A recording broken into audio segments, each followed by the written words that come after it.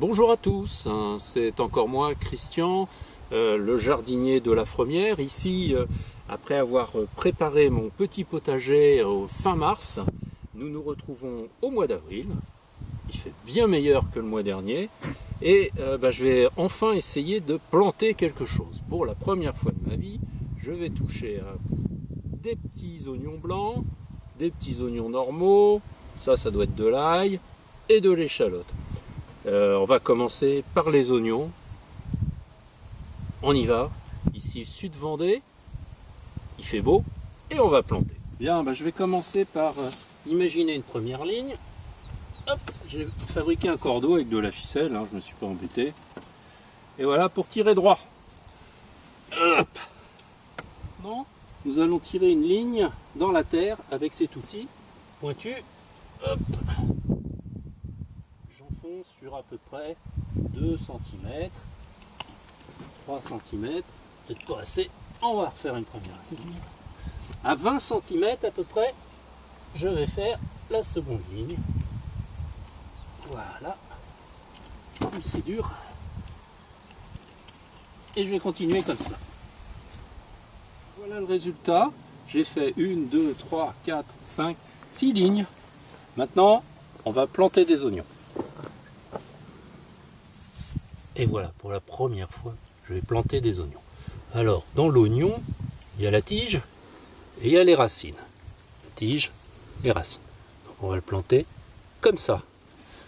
On va mettre le premier par ici, de manière à ce que l'oignon soit bien dans la terre et que juste la tige dépasse. L'ombre du deuxième va être plus loin par ici. 10 cm à peu près, c'est trop court. 15 cm entre chaque oignon. Voilà. Hop. Et ainsi de suite. Je vais planter des oignons blancs. De la même manière que les jaunes. Alors on y va. Allez, on y va, on plonge. Un oignon. 10 cm, 15 cm, un oignon. 15 cm, un oignon. Puis je recouvre comme ça, tout doucement. Après les oignons blancs et les oignons jaunes, je vais essayer les échalotes. Même principe, j'ai fait 2 petites tranchées et je vais aller les planter à l'intérieur de cette tranchée tous les 10-15 cm, toujours la racine vers le bas et les débuts de feuilles vers le haut. Voilà.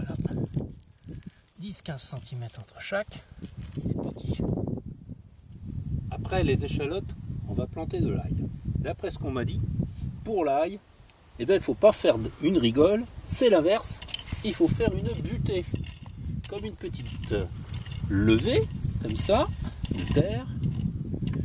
Parce que l'ail, ça aime pas l'eau, paraît-il. Donc, on va venir planter un peu plus en hauteur, comme ceci, toujours avec des gousses d'ail, aux alentours des 15 cm, l'une de l'autre. Alors, pour cela, ça, c'est une tête d'ail, vous connaissez, même moi je sais ce que c'est. Ensuite, on va l'ouvrir cette tête d'ail et on va prendre des gousses d'ail qui sont à l'intérieur. Quand vous faites de la cuisine, vous savez bien ce que je veux dire. Ensuite, planter la tête vers le haut et les futures racines vers le bas. Pour repérer où sont les racines, elles seront par là et la tête par ici. On y va? Allez, c'est parti. On va mettre la première par là et on laisse dépasser un tout petit peu de la tête. 15 cm à peu près. Hop. Et voici. Voilà, j'ai planté. Maintenant, on va arroser légèrement avec la pomme à l'envers. Si vous voyez comme ça, c'est trop fort. On va le faire dans l'autre sens. Et on va tout arroser gentiment, sauf l'ail. Parce que l'ail, vous vous rappelez, on l'a mis en butée parce qu'il n'aime pas trop l'eau. Allez, c'est parti. Eh ben, dites-moi, c'est quand même pas formidable ça. Bientôt on va manger des oignons. cultivé par moi-même. Et bien maintenant que nous avons planté, il n'y a plus qu'à attendre et on écoutera bientôt pousser l'oignon, l'échalote et l'ail. Et puis dans une prochaine vidéo, on plantera ensemble, non pas on plantera, mais on sèmera ensemble des carottes, des radis et peut-être d'autres choses. Alors, à très bientôt.